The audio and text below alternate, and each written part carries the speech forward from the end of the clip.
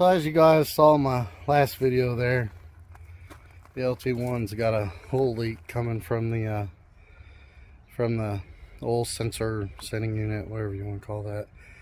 So let's go find my socket that fits that if I can find it. But yeah, I guess that's what I get for using a old sensor. I don't have much place to put anything. I don't have a toolbox, so I put everything in these cabinets or up on that bench for my tools and stuff. Really need to get a toolbox, but I throw all my specialty type tools in here, which sucks because I have to dig all this out to try to find what I'm looking for every time I need one of them. Aha, I found it. Hopefully that's the right size. I believe the one on these cars is 1 1/16. It says it does 1 inch and 1 1/16. So let's see. All right, I got my tool, a few different extensions, my ratchet. The first thing we got to do, see if we can get back here, is take that clip off. You just pull up on it, push back, it should come right off. All right, the clip is off. Now see if we can fit that tool in there. All right, the tool is on. Now we're just gonna use some extensions to bring us over here to this opening. All right, so that had this part right up against the firewall. I couldn't get the ratchet on it, so we're going to have to get a swivel. All right, let's try this combination. All right, that should work. Oh, glare. Hopefully it breaks loose easy and doesn't break anything. Actually broke loose real easy, but yeah, that thing's soaked in oil. That's definitely where it was leaking at. So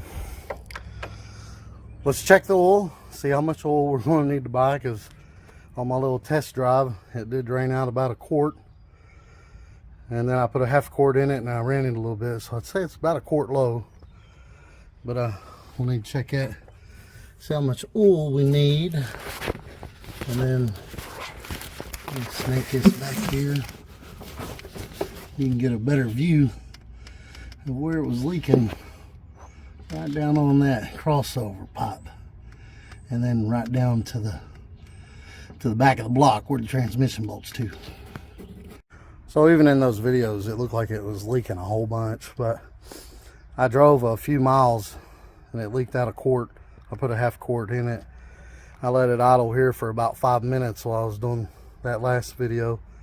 It didn't go down any, so it's about 1/2 quart low. So we're going to get a 1/2 quart of oil and a sending unit. Now, just so you guys know, the 92 through 93 LT1, the oil pressure sensor is down by the oil filter, which is the best place for it because you can reach it. On 94 through 97, it's where we're working at now, which sucks because you can't hardly get in there. And $50 later, we got a new sensor on the left. I matched it up. Make sure the plug-in and the prongs, it's a 3-prong, and the threads, blah, blah, blah, are all the same. Now, this does have some sealer on there, but I'm going to use this yellow Teflon that's for gas and oil and stuff like that. I'm going to put some of that on there. All right, I got the Teflon tape up there. Just make sure you don't get none up here. And yeah, let's go see if we can thread it in the hole. It's hard to even get your hand back there. Hey, see, shoot.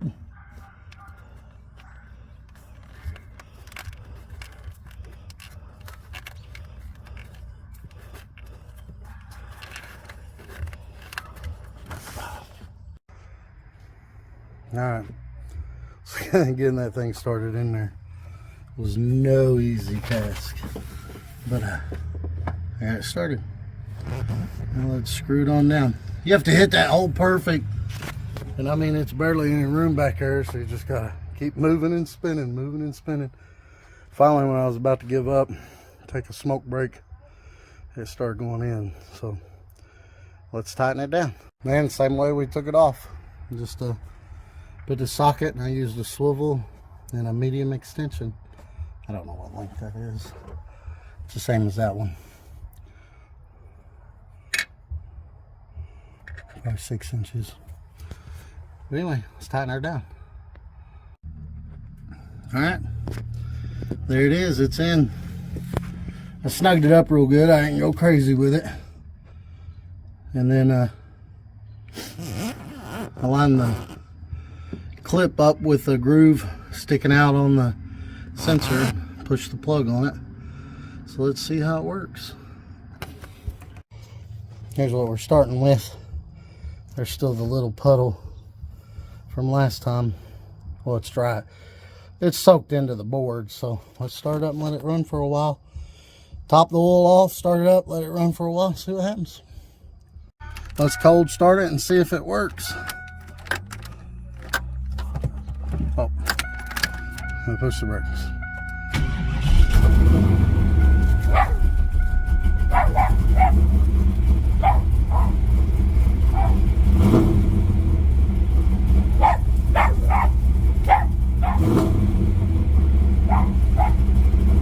Alright, let's let it run a little bit and see if we create a puddle. Alright, it's been running about 10 minutes. Nothing's come out. Good deal.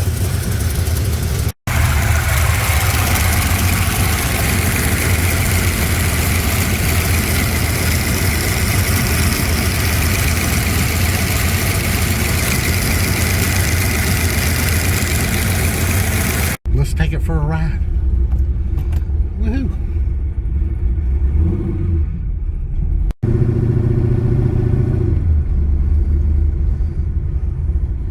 Brakes work good. Had to bleed the brakes.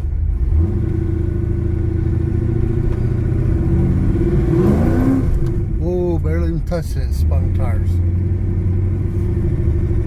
Then when we get back, we'll check the trans fluid and let it cool down and check the oil again. But I'm gonna drive down to this school like I did last time, and by the time I got to the school it was pouring oil.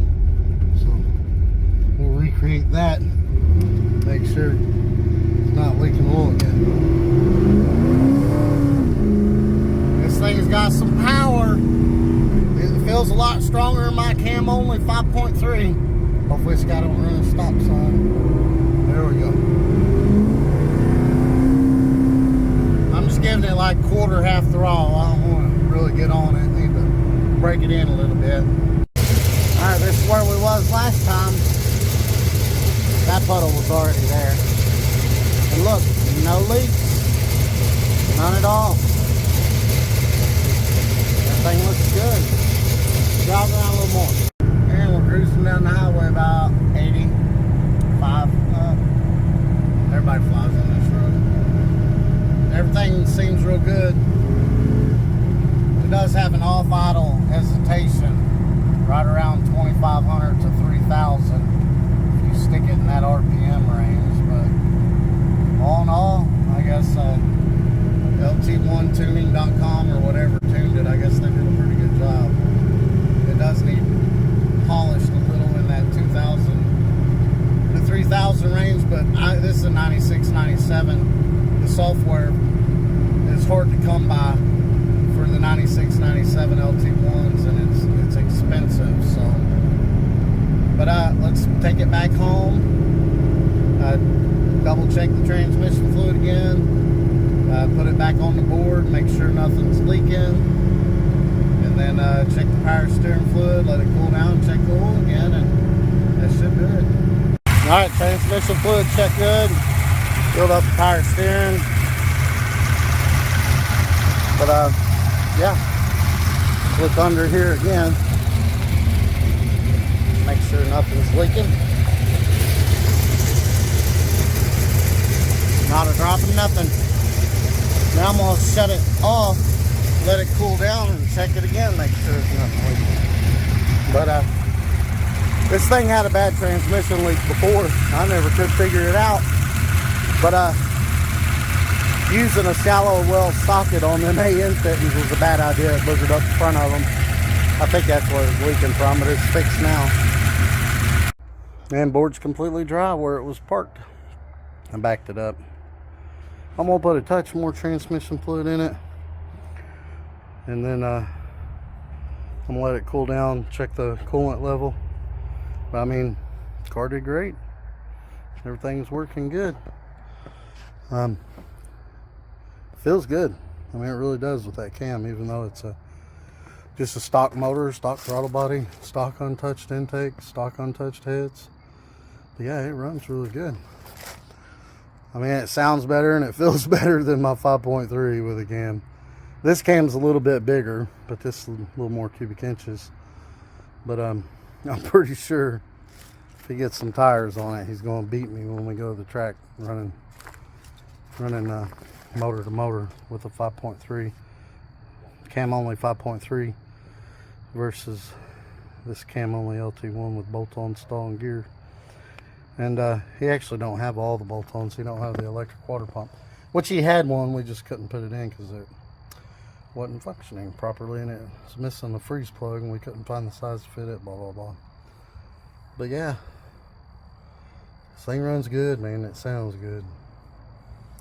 Gen 1 small block Chevy, Gen 2 LT1, they just sound better than LS. That's my opinion. But I tell you what, for the price of a 5.3 or 4.8, you throw a cam in there, and the performance you get out of those, you really just can't beat it. You can't beat it. But y'all like and subscribe and have a great day.